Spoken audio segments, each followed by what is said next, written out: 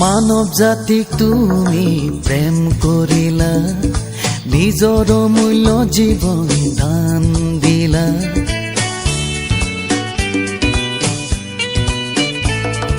মানৱ জাতিক তুমি প্ৰেম কৰিলা, নিজৰ মূল্য জীৱন দান দিলা। মৃত্যুকো জিনি উঠিলা, আমাকো পৰিত্ৰাণ দিলা। মৃত্যুকো জিনি উঠিলা, আমাকো পৰিত্ৰাণ দিলা।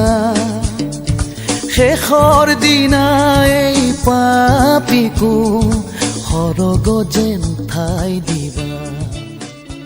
মহান ত্ৰাণকৰ্তা প্ৰভু যীশু খ্ৰীষ্টৰ নামত আপোনাক অভিনন্দন।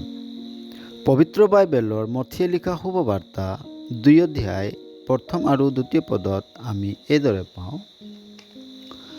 হেৰোদ ৰজাৰ দিনত যিহুদিয়াৰ বেথলেহেমত যীশুৰ জন্ম হলত চোৱা, পূব ফালৰ পৰা কেইজনমান জ্যোতিষী পণ্ডিতে জেৰুচালেমলৈ আহি সুধিলে, যিহুদীবিলাকৰ যি ৰজা জন্মিল তেওঁ ক'ত?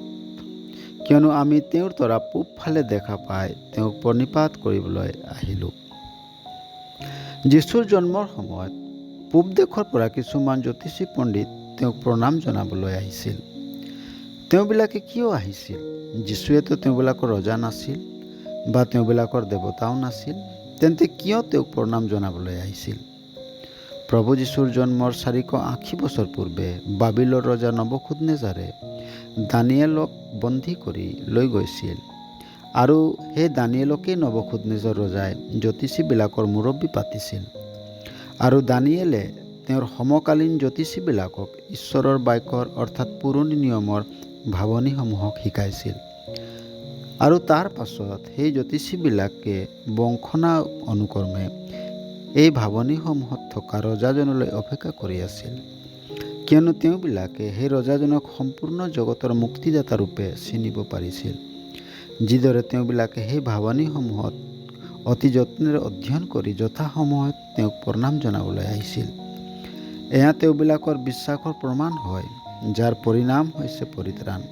শুভবাৰ্তাৰ এই সেৱাৰ দ্বাৰা আমি আপোনাক সত্য প্ৰভু যীশুৰ পৰিচয় দি আছোঁ, যাৰ দ্বাৰাই আপুনি পৰিত্ৰাণ পাব পাৰে আৰু তেওঁ নিজৰ জীৱনৰ ৰজাৰূপে গ্ৰহণ কৰিব পাৰে। এইদৰে কৰিবলৈ ঈশ্বৰে আপোনাক সহায় কৰক। ধন্যবাদ।